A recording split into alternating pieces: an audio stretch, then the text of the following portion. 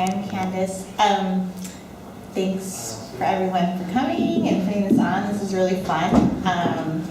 Let's see. So I think I'm going to read the poem first, and then I'll let you know like how I'm connected to this author, this poet. So as Evan said, Top Places to Breastfeed is the title of the poem. It was featured in Pen America, and it is by a poet named Sara Mumolo. Today I read a conceptual poem about how to kill your wife while I was breastfeeding, while I was hand pumping in my 96 Honda Civic where only one window rolls down. But it doesn't matter because it wasn't raining. Today I was pumping in the Metropolitan Museum of Art, in the family bathroom of the Museum of Art, while writing notes on my iPhone, while working about work, about how I wish I could be writing a poem. Then I went to a poetry reading where I read poetry with 3 other poets at McNally Jackson Bookstore in Manhattan. And wizard Keith Waldrop read poems past us all, but I hadn't pumped in hours and my breast hurt, so I asked if I could pump in the employee bathroom. When I said what pump meant from breasts, they looked at me blankly. When I tried to plug the pump into the outlet, it didn't work. The outlet, the bookstore, wasn't powerful enough. There wasn't enough power.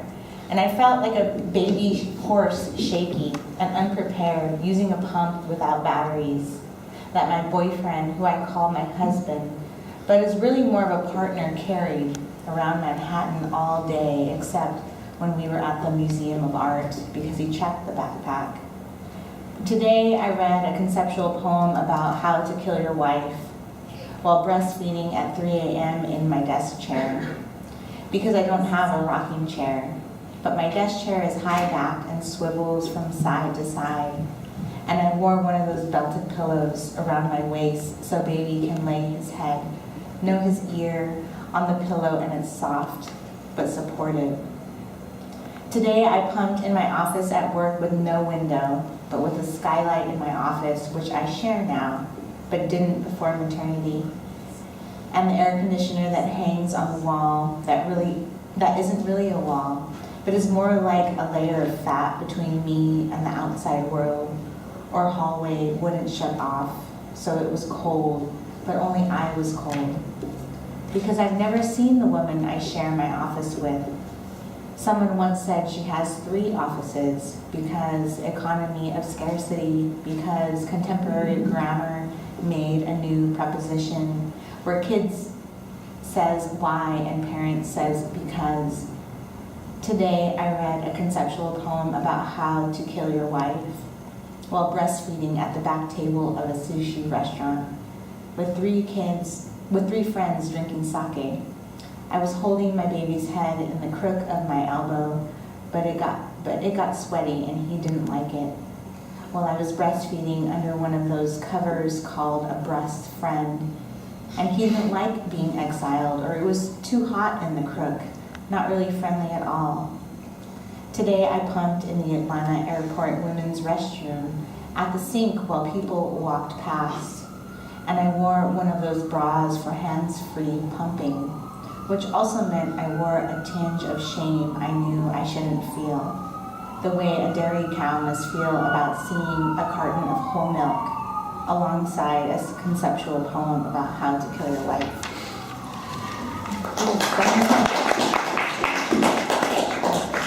So, Sara Mumolo is, she's a poet, a mother, an arts administrator, and she also happens to be my boss.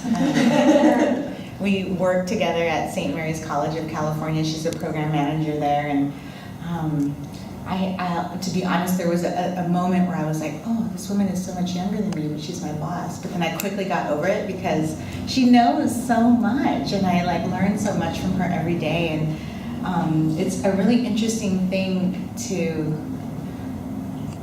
know a woman before she has a child, and then sort of experience that whole thing, right? That whole process of her becoming pregnant, being pregnant, having a child, and then And then even a closer connection to her as a writer. Like, she's a writer, she's a poet. And so on a very basic level, we connect as artists, right? That's kind of how I see her first and foremost. And of course, as my boss and a mentor and a colleague after that.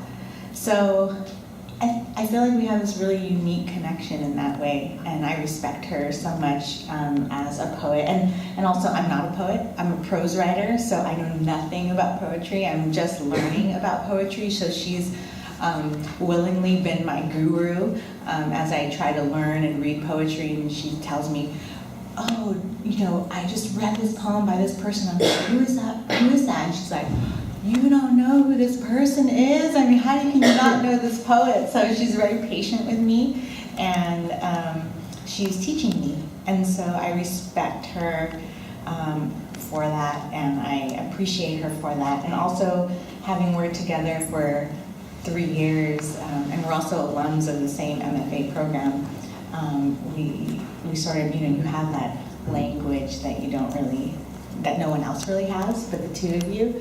And so I think we get each other, and there's always this undercurrent of, we're writers, this is our primary passion, this is our primary work, and so how can we sort of push each other to do that while having to do these other things in our lives every day. So I treasure that relationship, and she inspires me every day, and I feel like I channel her every day. So this is what I wrote in response to Top Places to Breastfeed by Sara Mumolo, and I titled this Force-Fed. She is kissing the soft side of her 4th decade, and it is because of this she must consider the future use of her uterus. Being forced to consider the future of her uterus makes her angry, like when someone continually bumps into her from behind, nudging their elbow into the small of her back, looking at her like, what's the holdup here, ma'am? Her 4th decade creeps up on her like a good slow buzz, you know, that slowly nursed buzz that doesn't come on too fast or too slow, but just right and can go all night, sometimes into the morning. And before you know it, the sun is peeking up and over and burning orange, and you're totally caught off guard as if you've never seen the sun rise before. That's how she rides up to her 40s, and she feels fine about the decade to come. That is until this business of her uterus and aging eggs. It's not that she wants or needs to be a mother. It's more that if you own the equipment and have never really fired it up, at some point you're curious how it runs, if it even works at all. Like, if it's brand new and unused, shouldn't you consider what the hell you're keeping it for in the first place? Why is it even there? She's jealous of girls, women who say, of course I want to be a mother, of course I want children. They know, and this knowing is easy, she thinks. And what if you aren't sure? What if you don't know? She is forced to consider herself as a young girl. Yes, she played with dolls and cared for them like they were real. Toy strollers and diaper changes, feedings with plastic bottles. She must have wanted to be a mother then. She is forced to consider herself as a young woman. Reckless sex never makes a baby, and she secretly fears, or maybe hopes, her parts don't work. She definitely doesn't want to be a mother then, but she thinks about the possibility often, like a nightmare, like the way she thinks about slitting her pretty teenage wrists from time to time. Maybe half a dozen pregnancy tests bought and pissed on before she is 20 years old. Nothing, and she thanks God for this then and now. As a not-so-young woman, she often thinks about how fucked her life would be with a baby.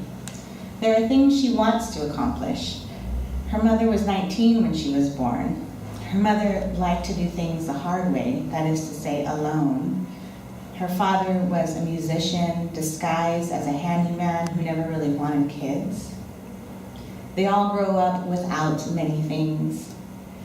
There are things she wants to accomplish. Then one day, when she is a grown-up, she turns up pregnant. gets knocked up. Not on purpose, but just happens when things don't pull out. She means turn out the way she plans. She's been with the man, the boy, for the entirety of her second decade. She has accomplished some things. Perhaps there is a latent desire to be a mother after all. She can, she will, if she has to. She barfs up this latent desire in the bathroom of her shitty job, where her boss says things to her like, "I'm not asking you to fake an orgasm," when referring to her inability to kiss his ass. And she's pretty sure this is hell. The pregnancy, the job, and the relationship do not last. Not in that order, but each turn out to be dead.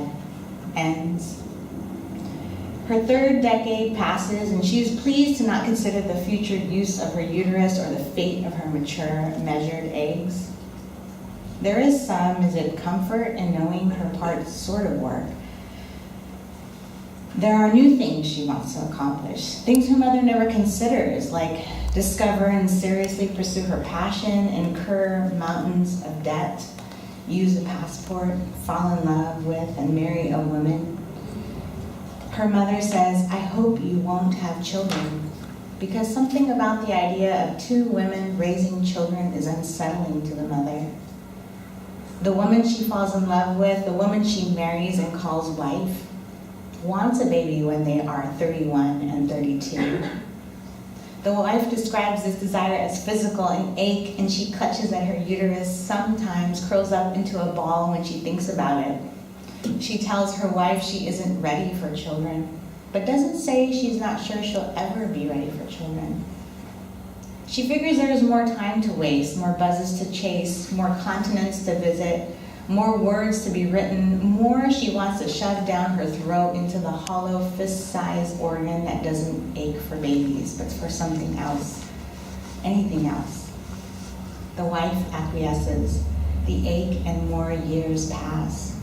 She accomplishes more things, and she is no longer a young girl or a teenager, and babies just don't happen between two women. There is a part of her that is pissed off about this, at nature, and she is certain over the centuries sheer will and desire and love will force evolution to reconsider his selfish, outdated ways. Babies just don't happen to her anymore, and she finds herself reading idiotic BuzzFeed and Huffington Post articles titled 21 Things They Don't Tell You About Being a Parent, and 15 Celebrities Who Never Want Kids, and How to Get Out of the House with a Toddler in 28 Steps, and 7 Fun Ways to Teach Your Children Mindfulness. But she is searching for one answer. Yes or no. She forwards these articles to her wife. They don't clarify. When she and her wife wake up from a midday nap, they say no. When they see their friend's half Cambodian, half Irish daughter start walking at 9 months, they say maybe. When they come home drunk at 1 in the morning and stumble across the avenue for late night tacos and chile rellenos, they forget. When they talk to their mothers, they say maybe. When they wake up hungover, they say no way. When they wish on a son and dream of his name, they say yes. Babies just don't happen between two women, and they are forced to consider things like purchasing sperm, insemination, known or unknown donors, adoption, lawyers, the cost of all this. What to tell this not yet baby of the other half of its DNA? And what if the one who doesn't give birth simply feels left out, an outsider, disconnected because the baby is only half of them, not half of each of them? Unfair, she thinks, not easy, and perhaps this is what the mother meant when she said, "I hope you won't have children," because something about the idea of two women raising children is difficult, painful. And that fourth decade, now burning high and white, doesn't leave them many options when there are far too many to consider. Thank you.